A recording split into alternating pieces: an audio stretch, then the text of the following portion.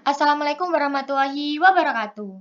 Perkenalkan, nama saya Nur Aini dari A1 2021 dengan NIM 13521110027. Perkenalkan, nama saya Yulina Rahmania Putri dengan NIM 13521110026. Di sini kami akan menjelaskan tentang hak asasi manusia. Nah, apa sih hak asasi manusia itu? Menurut Hak Artilar, hak asasi manusia ialah hak-hak yang sudah ada atau melekat pada tiap-tiap manusia.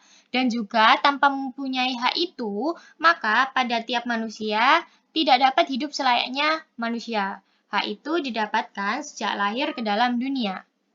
Yang kedua, menurut Miriam Budiarjo, hak asasi manusia ialah hak yang dimiliki pada tiap-tiap orang yang dibawa sejak dia lahir ke dunia. Dan juga, menurutnya, hak tersebut bersifat universal atau menyeluruh, dikarenakan dimiliki tidak dengan adanya perbedaan ras, kelamin, agama, suku, budaya, dan lain-lain.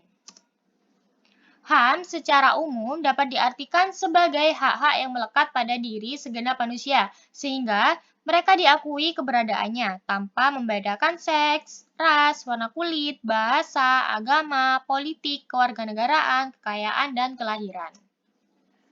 Selanjutnya yaitu sejarah hak asasi manusia. Hak asasi manusia lahir pada tanggal 10 Desember 1948 ketika PBB memproklamirkan Deklarasi Universal Hak Asasi Manusia yang di dalamnya memuat 30 pasal yang kesemuanya memaparkan tentang hak dan kewajiban umat manusia.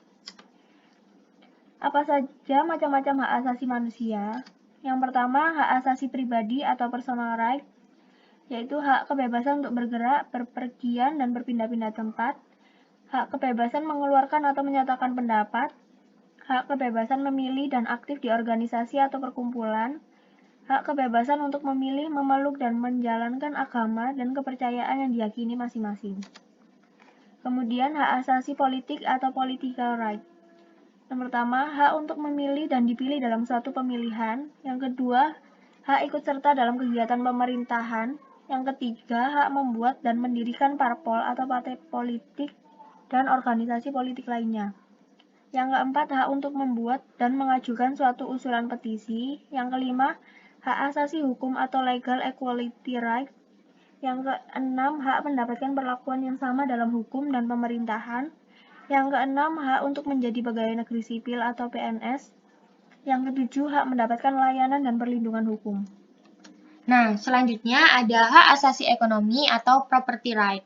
Yang pertama, hak kebebasan melakukan kegiatan jual beli. Yang kedua, hak kebebasan mengadakan perjanjian kontrak. Yang ketiga, hak kebebasan menyelenggarakan sewa-menyewa, hutang piutang, dan lain sebagainya.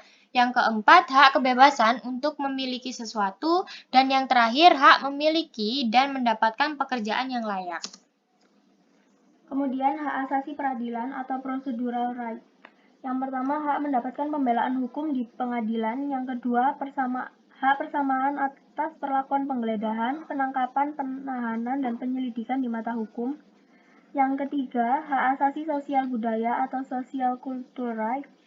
Yang keempat, hak menentukan, memilih, dan mendapatkan pendidikan. Yang kelima, hak mendapatkan pengajaran. Yang terakhir, hak untuk mengembangkan budaya yang sesuai dengan bakat dan minat.